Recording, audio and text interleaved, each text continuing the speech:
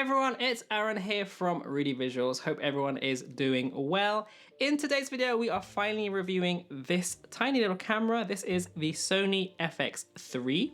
And whether this is still a camera worth picking up in 2023. And the big elephant in the room is, yes, this is basically the same camera as the A7S III, but just in a more sort of video-centric outer shell. Or is it? This is actually a camera that we've rented for specific client projects over the past year or so, and we finally bought one to use as a B-cam to the FX6 for projects where I know the video is going to be like a little bit more run and gun style.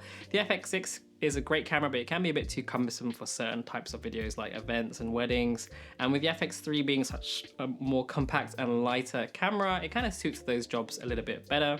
And we enjoyed using the FX3 so much that we actually recommended the FX3 to both our places of work as well. So we've gotten to know the FX3 really well. But confusingly, it's not actually a camera I would recommend to most people, but we will get into that. Price-wise, this camera is going to set you back around about $4 grand here in the UK. So to put that into perspective, our FX6 cost us just under 6K and an A7S III brand new is about 3,300. So most people will probably ask why spend the extra 600-ish pounds on an FX3? Why not just get the A7S III if it's essentially the same camera underneath? And I think you can make an argument for both, but I do think that the FX3 is still the better option overall if you only shoot video, and especially if you can get one on sale or don't mind going the used route, but only for a specific kind of buyer. So how is the FX3 and the A7 III the same? Well, literally it's the same sensor, same processor, I think it's the same IBIS system, the LCD screen's the same, the codecs, the files, the menu, the UI, the actual quality of the video is the same. So if you compare footage side by side, the end result is pretty much identical. No one's really going to be able to tell that you shot with one camera versus the other. And if you look at the color science, the rendition of skin tones, the white balancing system, it's really hard to actually tell them apart. And that's not a bad thing, by the way. It's far from it. I think the image quality from the S3 is fantastic overall still anyway. What distinguishes these cameras apart is the actual ergonomics, the design, and sort of the modularity. So same result, but just a different tool set to get those results. For example, one big addition is that you get a top handle included with the FX3. I've got mine here, over here, and you can get an optional separate top handle for the A7S III, but that is quite expensive and it basically ends up being nearly the same price as getting the FX3 in total. So the top handle attaches via the top of the camera in the multi-interface shoe and gives you the ability to connect two XLR microphones for professional audio, and there is an additional 3.5mm audio jack as well. There is one on the body itself, but you can't seem to actually use both at the same time. The handle gives you some physical controls over each input, which is awesome, and being able to adjust audio on the fly without having to actually go into the camera is a nice convenience. You can also toggle it on and off, and there's some additional mounting holes and a cold shoe should you need extra accessories, which is always a good plus. The actual design and build quality of the FX3 is great. Ergonomically, it feels comfortable to grip.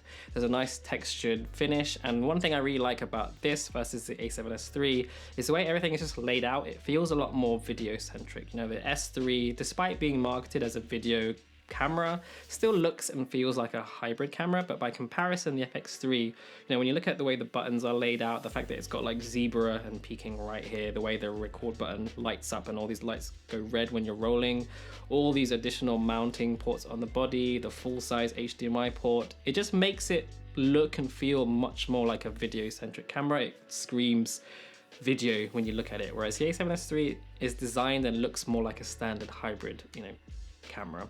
Again, not a bad thing. It just means that if you are only interested in video, the FX3's design makes it just a little bit easier and more streamlined to get straight into video.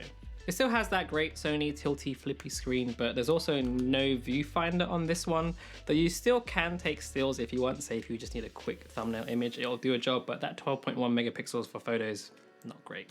And we do have to talk about the size of this thing, the fact that this is a cinema camera, but in this form factor that's easier to hold on longer shoots, but still with that optionality to rig it up more. When you compare it to the FX6, for example, it makes the FX3 just such a more convenient camera to use for certain situations. It balances on gimbals a lot easier. It's just easier to handhold, to carry from location to location. So yes, the FX6 is the better camera in my opinion, but it's nowhere near as convenient, and the FX6 can just be a bit overkill for certain kinds of work that I do. Sony has also included a fan in the FX3, unlike the S3, which is passive passively cooled so that it's much less likely to overheat. I do leave it in the auto most of the time, but you can change the fan settings, but even when on, you can really barely hear it at all. To be honest, I never really had any issues with my A7S III overheating anyway. I do live in the UK where it's cold 90% of the year, so your results may vary, but with that fan in there, it's an additional insurance policy. I was concerned that the vents would affect the weather resistance of the camera, but there are seals inside which should help protect against rainwater, splashes, dust, that sort of thing.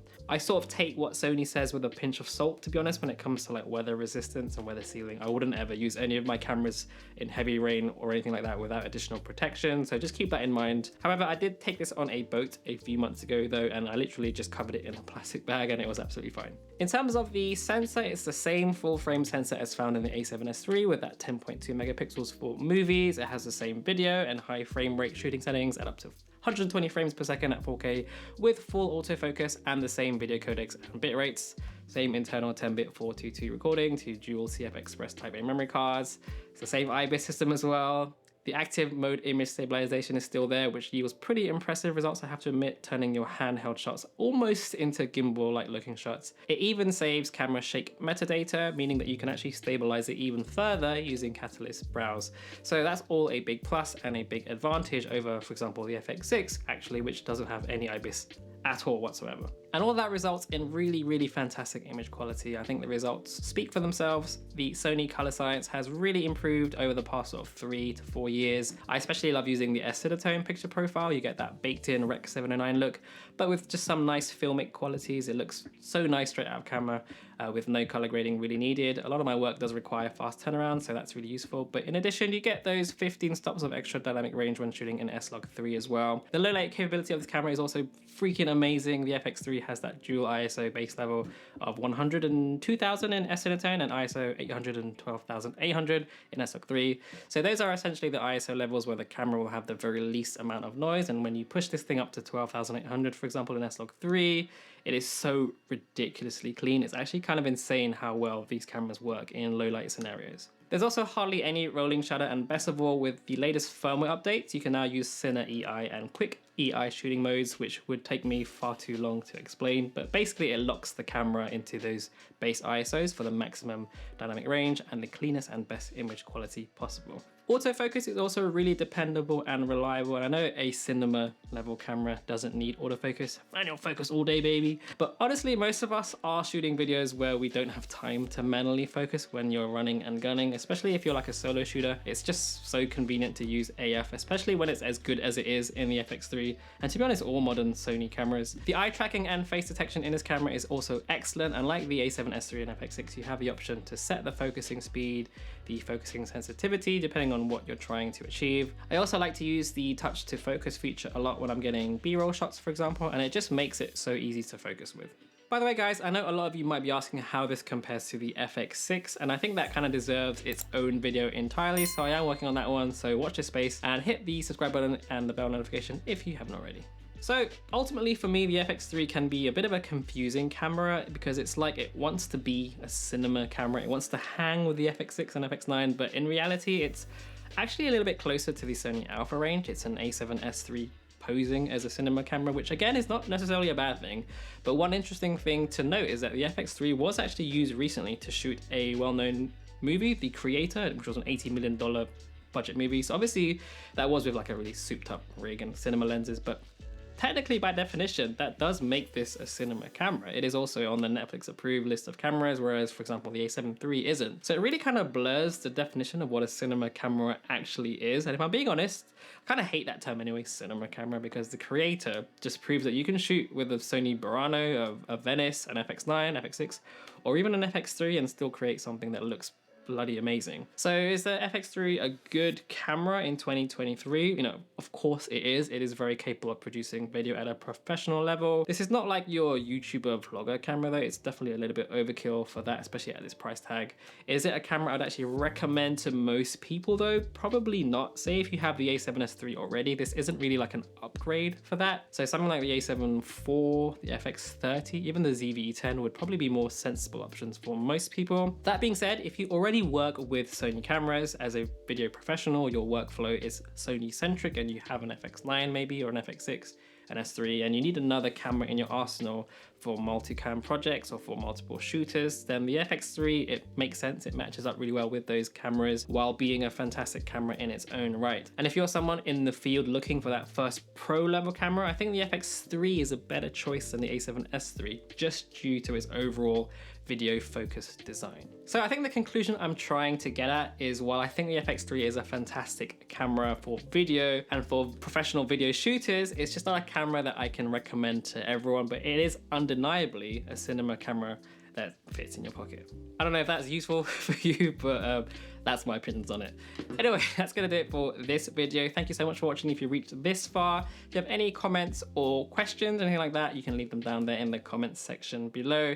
If you found this video helpful, then hit that like button, subscribe, all that good stuff the algorithm likes, and I guess I'll see you on the next one. Thanks again for watching. Peace.